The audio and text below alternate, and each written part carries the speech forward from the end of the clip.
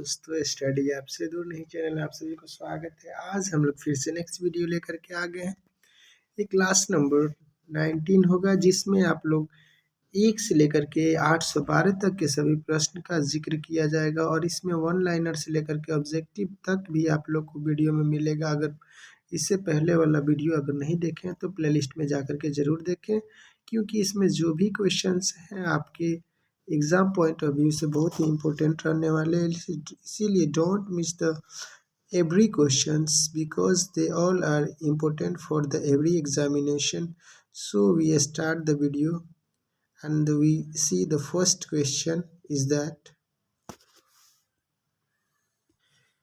पहला क्वेश्चन हमारा है, कह रहा है भारत के पहले 3D printed post office building का उद्घाटन किस शहर में किया गया है।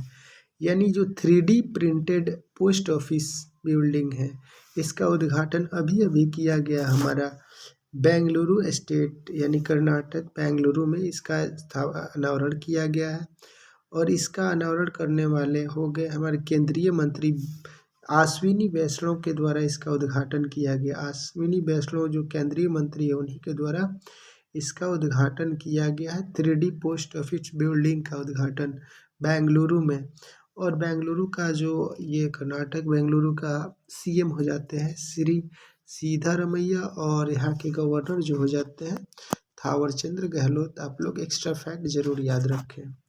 चलिए नेक्स्ट प्रश्न हमारा है, कह रहा है अंडर 20 विश्व चैंपियनशिप में स्वर्ण पदक जीतने वाले चौथे भारतीय कौन बन गए हैं। यानी अंडर 20 का जो विश्व चैंपियनशिप हो रहा था, उसमें स्वर्ण पदक जीतने वाले चौथे भारतीय बन गए हैं।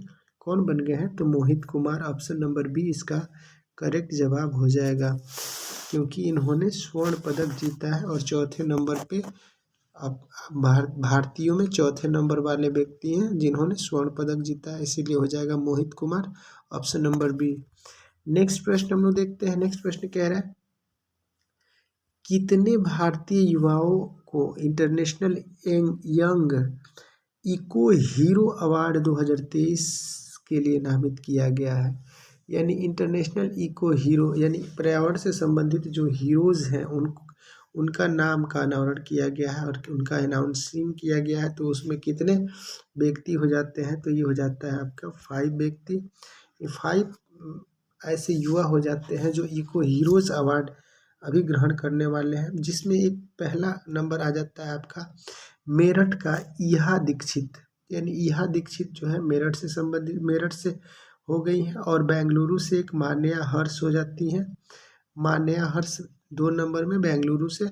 और उसके बाद से आपका हो जाती है दिल्ली से 5 बच्चे, जिसमें एक नंबर में निर्वाण सोमनी और मन्नत कौर, और फिर कर्णम रस्तोगी। यानी कर्णव रस्तोगी और मन्नत कौर और निर्वाण सोमती जो है यह दिल्ली स्टेट से संबंधित हो जाती हैं। तो दिल्ली से 3 युवाओं को और एक बेंगलुरु से और फिर मेरठ से एक, उत्तर प्रदेश मेरठ से एक ईहा दीक्षित को यह अवार्ड के लिए नामित किया गया है। नेक्स्ट प्रश्न हमारा हो जाता है, कह रहा है भारतीय राष्ट्रीय महासागर सूचना सेवा केंद्र ने नाविकों के लिए कौन सा ऐप लॉन्च किया है। यानी यह नाविकों के लिए एक एप्लीकेशन लॉन्च किया गया। यह कौन सा एप्लीकेशन मतलब लॉन्च किया गया? तो उसका नाम है समुद्र। ऑप्शन नंबर बी इसका करेक्ट जवाब हो जाएगा, क्योंकि नाविक अक्सर कहाँ पे काम करेंगे? तो समुद्र में करेंगे, और समुद्र नाम इस एप्लीकेशन का रखा गया है। चलिए नेक्स्ट प्रश्न है हमारा, कह रहे भारत में इंडिया टैग साझा करने के लिए किस देश के साथ समझौता ज्ञापन पर हस्ताक्षर किया गया? यानी साझा करने के लिए इंडिया टैग पर किस देश के साथ यह समझौता कर लिया गया है? तो हो जाएगा आपका त्रिनिदाद और टोबैगो के साथ। यानी त्रिनिदाद और टोबैगो के साथ यह इंडिया टैग साझा पर हस्ताक्षर अभी किया गया है। ऑप्शन नंबर सी इसका करेक्ट जवाब हो जाएगा। अगला प्रश्न है, हाल ही में केंद्रीय कैबिनेट ने कितने करोड़ रुपए की परिव्यय के साथ डिजिटल इंडिया प्रोजेक्ट की विस्तार को मंजूरी दी है? यानी डिजिटल इंडिया प्रोजेक्ट जो शुरू किया गया था, इसके लिए कितना करोड़ राशि का परिव्यय दिया गया है केंद्रीय कैबिनेट मिशन के द्वारा? तो इस क्वेश्चन का सही जवाब हमारा हो जाएगा 14,903 करोड़, यानी 14,903 करोड़ डिजिटल इंडिया विस्तार के लिए मंजूरी दिया गया है केंद्रीय मंत्री द्वारा। चलिए नेक्स्ट प्रश्न हम लोग देखते हैं। नेक्स्ट प्रश्न कह रहा है, भारत में G20 प्रेसिडेंसी के तहत युवा 20 शिखर सम्मेलन का आयोजन कहाँ किया गया? यानी युवा 20 शिखर सम्मेलन का आयोजन कहाँ किया गया? तो ये हो जाता है आपका उत्तर प्रदेश वाराणसी में। ऑप्शन नंबर बी इसका करेक्ट जवाब हो जाएगा। अगला प्रश्न है, ग्राफिक अरोरा प्रोग्राम किस मंत्रालय के सहयोग से लॉन्च किया गया? यानी ग्राफीन औरोरा प्रोग्राम किस मंत्रालय के द्वारा यह जारी किया गया है? तो इस प्रश्न का सही जवाब हो जाएगा हमारा ऑप्शन नंबर बी, यह इलेक्ट्रॉनिक्स एंड आईटी मंत्रालय द्वारा इसको लॉन्च किया गया है। इलेक्ट्रॉनिक्स आईटी मंत्रालय द्वारा इसका अनावरण किया गया है। ऑप्शन नंबर बी इसका करेक्ट जवाब हो जाएगा। अगला प्रश्न है हमारा, और इससे पहले अगर आप लोग वीडियो पे नए हैं और चैनल को अभी तक सब्सक्राइब नहीं किया है तो प्लीज़ सब्सक्राइब कर लें और वीडियो को अपने दोस्तों के पास शेयर करें। और एक्स्ट्रा फैक्ट्स, अगर आप लोग को किसी भी प्रकार के कोई ऐसा वीडियो चाहिए जो जैसे कि आपका किसी भी फेस्टिवल से हो या किसी स्टेट के नाम चेंजिंग से है, तो प्लेलिस्ट में जा कर के ज़रूर देख लें ताकि आपको किसी भी प्रकार के एग्ज़ाम में क्वेश्चन छूट नहीं सके। चलिए नेक्स्ट प्रश्न देखते हैं हम लोग। किस राज्य में ए हेल्प कार्यक्रम शुरू किया गया? ए हेल्प कार्यक्रम यह शुरू किया गया है। तो इसमें ये कार्यक्रम का मुख्य प्रायोजक ये है कि प्राथमिक जिम्मेवारी गाँव के लिए पशुधन है उसके स्वास्थ्य संबंधित देखभाल की प्राथमिक जिम्मेवारी सौंपी गई है। और इसमें सबसे पहले आप लोग ये देखिएगा कि इसमें किसके लिए किया गया है। तो इस स्टेट हो जाता है आपका गुजरात। ऑप्शन नंबर डी, प्राथमिक सुरक्षा हेतु इसका शुरुआत किया गया है। मतलब जो जितने भी इसमें पशुधन होंगे उसके स्वास्थ्य से संबंधित देखभाल की सेवा की गई है। तो यह कहाँ? गुजरात में। ऑप्शन नंबर डी इसका करेक्ट जवाब हो जाएगा।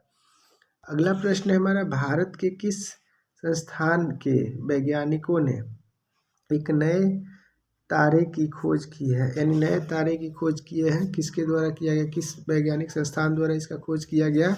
तो ये हो जाता है आपका ऑप्शन नंबर ए।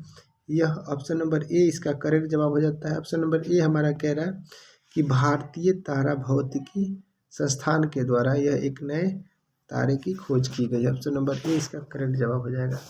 अगला प्रश्न है, G20 फिल्म फेस्टिवल का आयोजन किस शहर में किया जाएगा? यानी G20 फिल्म फेस्टिवल जो है इसका आयोजन कहाँ पे किया जाएगा? तो अपना दिल्ली में किया जाएगा, यानी नई दिल्ली। इसका करेक्ट जवाब ऑप्शन नंबर सी इसका सही जवाब हो जाएगा। अगला प्रश्न हम लोग देखते हैं। अगला प्रश्न हमारा कह रहा है कि नेहरू मेमोरियल संग्रहालय पुस्तकालय का नाम बदल करके, यानी नेहरू मेमोरियल संग्रहालय है और इस पुस्तकालय का नाम अभी भी बदल करके क्या कर दिया गया है? तो आप लोग जरूर बताइएगा। पीएम संग्रहालय पुस्तकालय। ऑप्शन नंबर ए इसका करेक्ट जवाब हो जाएगा, क्योंकि यह संग्रहालय नेहरू जी के नाम पर था और नेहरू जी एक भारत के पीएम ऑलरेडी रह चुके हैं, तो उनके नाम में थोड़ी सी तब्दीली कर दिया गया है। कॉमन नाउन से इसको क्या कर दिया गया, जैसे पर्सनल नाउन था इसको, यानी पीएम स्पेशल नेहरू जी का था इसीलिए इसको पीएम कर दिया गया है। इससे ये होता है कि किसी कॉमन व्यक्ति के लिए, सबके लिए हो जाएगा, जितने भी प्राइम मिनिस्टर हो जाएंगे उनके लिए यह संग्रहालय और पुस्तकालय का नाम बदल करके रख दिया गया पीएम संग्रहालय। चलिए नेक्स्ट प्रश्न है हमारा, राष्ट्रपति ने 77वें स्वतंत्रता दिवस के अवसर पर कितने वीरता पुरस्कार को स्वीकृति दी है? यानी कितने वीरता पुरस्कार की स्वीकृति दी गई है? तो ये हो जाएगा 76, यानी 76 वीरता पुरस्कार का आवंटन करने की स्वीकृति दे दी है। ऑप्शन नंबर ए इसका करेक्ट जवाब हो जाएगा। अगला है, सूर्य के अध्ययन के लिए इसरो द्वारा भेजे जाने वाले मिशन का नाम क्या रखा गया था? सबसे पहले इस क्वेश्चन के लिए आप लोग अगर नहीं है तो इसको एकदम भी या इम्पोर्टेंट समझ करके इसको क्या करिए, नोट डाउन करिए। सूर्य और चंद्रमा से संबंधित जितने भी प्रश्न होंगे आपके किसी न किसी एग्जाम में देखने को मिलेगा, और यह प्रश्न का सही जवाब हो जाता है हमारा ऑप्शन नंबर सी, आदित्य L1 के नाम से इसको क्या किया गया था, भेजा गया था। और यह कब भेजा गया था, तो 2 सितंबर को भेजा गया था। 2 सितंबर आप लोग याद रखिएगा, 2 सितंबर को 11:50 पर यह सतीश धवन अंतरिक्ष केंद्र से इसको प्रक्षेपित किया गया था। और सतीश धवन जो सतीश धवन अंतरिक्ष केंद्र है, इसका अनावरण कब किया गया था, इसका स्थापना कब किया गया था, तो आप लोग बताइएगा। 1 अक्टूबर 1971 को इसका स्थापना दिवस मनाया जाता है। यानी 1 अक्टूबर को सतीश धवन जो अंतरिक्ष एजेंसी था, इसका स्थापना किया गया था। और आदित्य L1 द्वारा सूर्य पर भेजा गया दूसरा मिशन है। चलिए, एशियाई हॉकी चैंपियनशिप 2023 का टाइटल्स किसने जीत लिया है। यानी एशिया में जो हॉकी चैंपियनशिप हुआ है, इसका टाइटल्स अपना प्यारा देश भारत जीत लिया है। इंडिया इसका करेक्ट जवाब हो जाएगा, ऑप्शन नंबर ए। नेक्स्ट प्रश्न हम लोग देखते हैं, किस खिलाड़ी ने T20 में 20 या उससे कम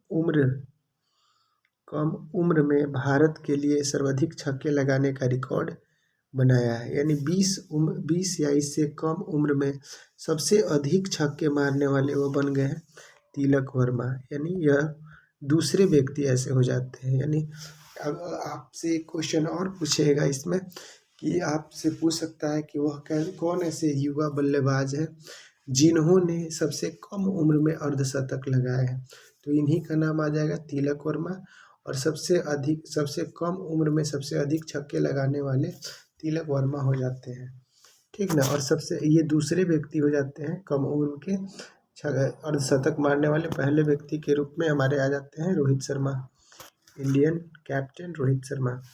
अगला प्रश्न है हमारा, पाकिस्तान के कार्यवाहक प्रधानमंत्री के रूप में किसे चुना गया है। यानी पाकिस्तान के अभी फिलहाल में कार्यवाही जो प्रधानमंत्री है उनको किनको बनाया गया है, तो ये हो जाते हैं अनवारुल हक करार को। अनवारुल हक करार को कार्यवाहक प्रधानमंत्री के रूप में चुना गया। ऑप्शन नंबर सी इसका करेक्ट जवाब हो जाएगा। नेक्स्ट प्रश्न हमारा है, नेक्स्ट प्रश्न कह रहा है, केंद्र सरकार द्वारा बुनियादी शिक्षा को बढ़ावा देने के लिए ऐप लॉन्च किया गया है। यानी यह ऐप का नाम क्या है, तो आपका हो जाता है उल्लास। यानी ऑप्शन नंबर बी इसका करेक्ट जवाब हो जाता है। और उल्लास का फुल फॉर्म आप लोग जरूर जानिए। U4 हो जाता है अंडरस्टैंडिंग ऑफ, L4 हो जाता है आपका life long, understanding of life long, L4 learning, एक हो जाता है लाइफ लॉन्ग। फिर एक जो इसमें है इसका हो जाएगा लर्निंग, और learning for all society, A for all और S for society. It means we can say like that the full form of Ullas, understanding of lifelong learning for all in society. Do you understand everyone, my dear student and also my friend? Okay, next question is that आप लोग मेरे अंग्रेजी से थोड़ा सा ऐसे नहीं करिएगा, कोई कमेंट नहीं करिएगा, क्योंकि I am not good speaker in English. थोड़ा थोड़ा ट्राई कर लेता हूँ। इसमें है अगला प्रश्न, कह रहा है वर्ष 2023 का लोकमान्य तिलक राष्ट्रीय पुरस्कार किसे दिया गया है। यानी 2023 का लोकमान्य तिलक किसे सम्मानित में दिया गया है। इस प्रश्न का सही जवाब हो जाएगा option number B, Narendra Modi ji को। यानी प्रधानमंत्री नरेंद्र मोदी को यह लोकमान्य तिलक अवार्ड दिया गया है। अगला प्रश्न हमारा हो जाता है, अगला प्रश्न कह रहा है हाल ही में कौन भारतीय मूल की महिला अमेरिकी वित्त एजेंसी उप मुख्यमंत्री कार्यवाही बन चुकी हैं। यानी सबसे इम्पोर्टेंट बात ये हो जाता है कि वो भारत मूल की है और अमेरिका में जाकर के क्या वित्त एजेंसी की उप मुख्य कार्यवाहक अधिकारी बन चुकी है, ये इम्पोर्टेंट हो जाता है। तो इनका नाम हो जाता है निशा बिस्वाल। ऑप्शन नंबर सी इसका करेक्ट जवाब हो जाएगा। यानी निशा बिस्वाल जी इस अभी अमेरिकी वित्त एजेंसी की उप मुख्य कार्यवाही अधिकारी के रूप में नियुक्त हो चुकी हैं। अगला प्रश्न है हमारा, किस राज्य में की विधानसभा ने एक प्रस्ताव पारित कर केंद्र से राज्य के नाम में परिवर्तन करने का आग्रह किया है। तो वह कौन सा विधानसभा है। इस प्रश्न का सही जवाब हो जाएगा आपका केरल। ऑप्शन नंबर डी इसका सही जवाब हो जाएगा।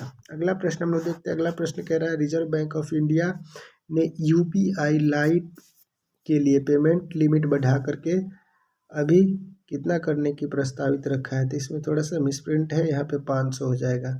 यानी पहले यह कितना था, 200 रुपये था, अब कर दिया गया है 500, यानी ऑप्शन नंबर ए इसका करेक्ट जवाब हो जाएगा। इसमें थोड़ा सा मिसिंग है, आप लोग इसको सुधार लीजिएगा। यानी 500, यह पेमेंट 200 से 500 तो बढ़ा के रख दी है।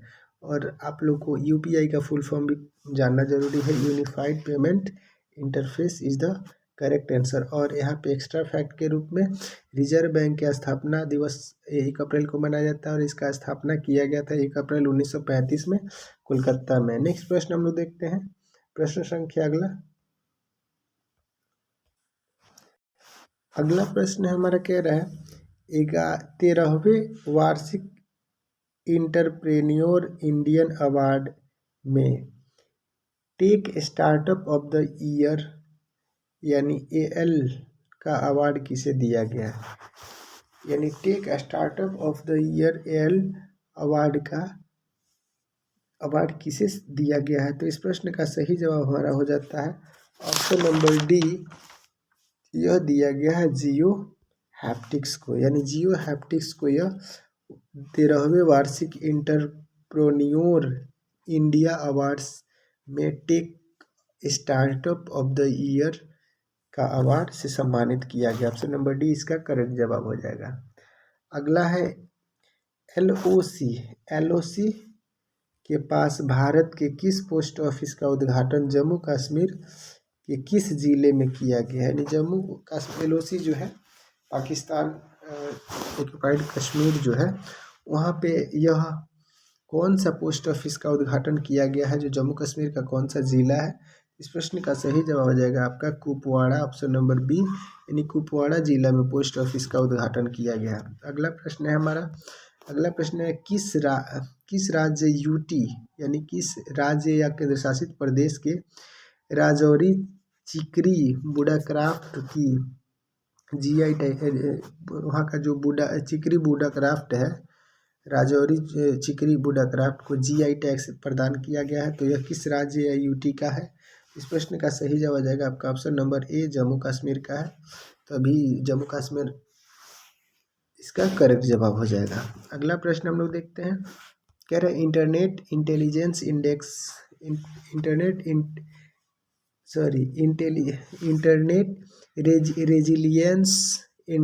रेजिलियंस इंडेक्स में भारत का रैंक कौन सा है। तो इस प्रश्न का सही जवाब हो जाता है भारत का जो रैंक है यह 6ठा हो जाता है। अब आपसे एक्स्ट्रा फैक्ट के रूप में ये भी पूछ सकता है कि इससे पहले कौन कौन से हैं। तो 1 नंबर पे आपका हो जाता है भूटान, यानी 1 नंबर पे भूटान हो जाता है। 2 नंबर पे आपका बांग्लादेश हो जाता है, बांग्लादेश। 3 नंबर पे आपका मालदीव हो जाता है, मालदीव हो जाता है। 4 नंबर पे आपका श्रीलंका हो जाता है और 5 नंबर पे आपका नेपाल हो जाता है और 6ठा अपना प्यारा भारत हो जाता है इंटरनेट रेजिलियंस इंडेक्स में। चलिए नेक्स्ट प्रश्न हम लोग देखते हैं। देश के शहीद वीर जवानों के सम्मान में कौन सा राष्ट्रव्यापी अभियान शुरू किया गया है। यानी जितने भी हमारे देश में वीरों ने अपने प्राण को गंवाए हैं उनके सम्मान में राष्ट्रव्यापी अभियान शुरू किया गया है। और यह क्या है, इसका श्लोक क्या है, इसका लोगो क्या है। तो ये हो जाता है आपका मेरी माटी मेरा देश, यानी मेरी माटी मेरा देश। यह एक श्लोक हमारे वीर जवानों के प्रति सम्मान के रूप में किया गया है। चलिए नेक्स्ट प्रश्न हम लोग देखते हैं। इसमें कह रहा है किस राज्य की विधानसभा ने हाल ही में समान नागरिक संहिता यानी सिविल कोड सेवा की जो विरोध था एक प्रस्ताव पास किया है। यानी ये जो विरोध में एक प्रस्ताव पारित करने वाला वह राज्य कौन सा हो जाता है। तो यह राज्य अपना केरल हो जाता है, ऑप्शन नंबर ए। और जो आपका समान नागरिक संहिता जो चर्चा है आर्टिकल 44 में इसका चर्चा होता है। नीति निर्देशक तत्व के अंतर्गत इसको रखा गया है। समान नागरिक संहिता चर्चा आपको आर्टिकल 44 में मिलता है और यह केरल राज्य में यह प्रस्ताव पारित कर दिया गया है। चलिए पास कर लिया गया है। अगला है क्वेश्चन कह रहा है T20I क्रिकेट में अर्धशतक जड़ने वाले दूसरे युवा भारतीय यानी सबसे कम उम्र के भारतीय बल्लेबाज कौन बन चुके हैं? तो ये हो जाएगा आपका तिलक वर्मा जी, यानी ऑप्शन नंबर ए इसका करेक्ट जवाब हो जाएगा। तिलक वर्मा आप लोग को अभी फिलहाल ही बताया वह कौन सा भारतीय युवा है जो सबसे अधिक अर्धशतक और छक्के लगाने वाले बन गए हैं, यानी सबसे अधिक छक्के लगाने वाले युवा बल्लेबाज भारत के कौन हो गए हैं? तो तिलक वर्मा। और यहाँ पे दूसरे युवा बल्लेबाज बन गए हैं जो अर्धशतक जड़ने वाले हैं, और पहले नंबर पे हमारे रोहित शर्मा जी हो जाते हैं। चलिए अगला प्रश्न हम लोग देखते हैं। भारतीय खेल प्राधिकरण द्वारा एशियाई खेलों में भाग लेने वाले एथलीटों पर बनाई गई शॉर्ट फिल्म का टाइटल्स क्या है? यानी जो एशियाई खेल में भाग लेने वाले एथलीट से उन पर एक शॉर्ट फिल्म बनाई गई है, और उस शॉर्ट फिल्म का क्या नाम है? तो हल्ला बोल। ऑप्शन नंबर सी इसका करेक्ट जवाब हो जाएगा। यानी भारतीय प्राधिकरण एशियाई खेल था, उसके तहत एक शॉर्ट फिल्म तैयार किया गया है जिसका नाम है हल्ला बोल। चलिए नेक्स्ट प्रश्न है हमारा, पैरा बैडमिंटन इंटरनेशनल 2023 में किस जोड़ी ने SL3 SL4 श्रेणी का स्वर्ण पदक जीता है? यानी SL3 SL4 का श्रेणी का स्वर्ण पदक जीतने वाले वह कौन सी जोड़ी बन गई है? तो आपका हो जाता है प्रमोद भगत और सुकांत कदम का, यानी ऑप्शन नंबर बी इसका करेक्ट जवाब हो जाएगा। प्रमोद भगत और सुकांत कदम का यह जोड़ी SL3 SL4 की श्रेणी में बैडमिंटन पैराओलंपिक में स्वर्ण पदक जीतने वाला जोड़ी युगल बन गई है। चलिए नेक्स्ट प्रश्न हम लोग देखते हैं। अगला प्रश्न हमारा कह रहा है, केंद्रीय मंत्रिमंडल ने भारत नेट प्रोजेक्ट के तहत गांव में ब्रॉडबैंड कनेक्टिविटी के लिए कितने रुपए की मंजूरी दी है? इस प्रश्न का सही जवाब हो जाएगा आपका ऑप्शन नंबर सी। यह मंजूरी दिया गया 1.39 लाख करोड़, यानी 1.39 लाख करोड़ का यह मंजूरी दिया गया है, जिसमें गाँव में ब्रॉडबैंड कनेक्टिविटी की सुविधाएं प्रदान की जाएगी। अगला प्रश्न हमारा है, अगला प्रश्न के लिए, हाल ही में लोकसभा सचिवालय ने किस नेता को लोकसभा सहायता बहाल कर दी है? यानी लोकसभा सहायता बहाल किया गया है, किसके तहत किया गया है? तो ये हो जाता है आपका Rahul Gandhi. Option number B इसका करेक्ट जवाब हो जाएगा। इसी के साथ नेक्स्ट प्रश्न हम लोग देखते हैं। नेक्स्ट प्रश्न हमारा कह रहा है, प्रश्न संख्या हमारा अगला कह रहा है कि किस भारतीय खिलाड़ी ने स्पेन में महिला टेनिस हाई कोर्ट स्पर्धा में युगल खिताब जीता है? यानी युगल खिताब जीतने वाली स्पेन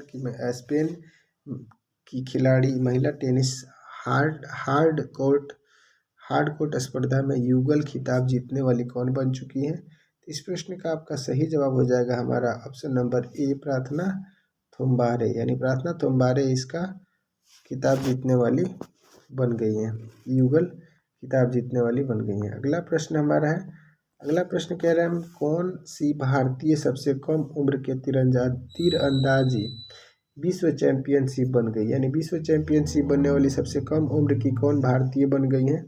इस प्रश्न का सही जवाब अदिति स्वामी। ऑप्शन नंबर डी इसका करेक्ट जवाब हो जाएगा। अदिति स्वामी ऐसी तीरंदाजी हो गई हैं जो सबसे कम उम्र की हैं। अगला प्रश्न है हमारा, अमृत भारत स्टेशन योजना के तहत देश भर में कितने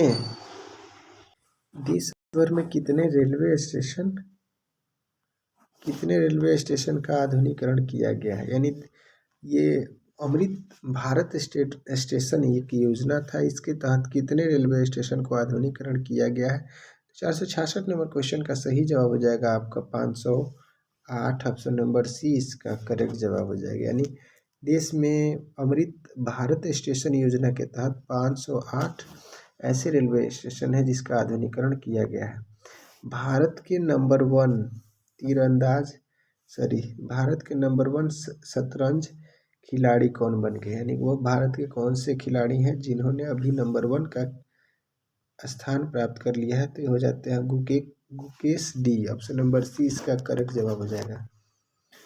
अगला कह रहा है, एसटी इन इंडिया पोर्टल संयुक्त रूप से किसने लॉन्च किया है?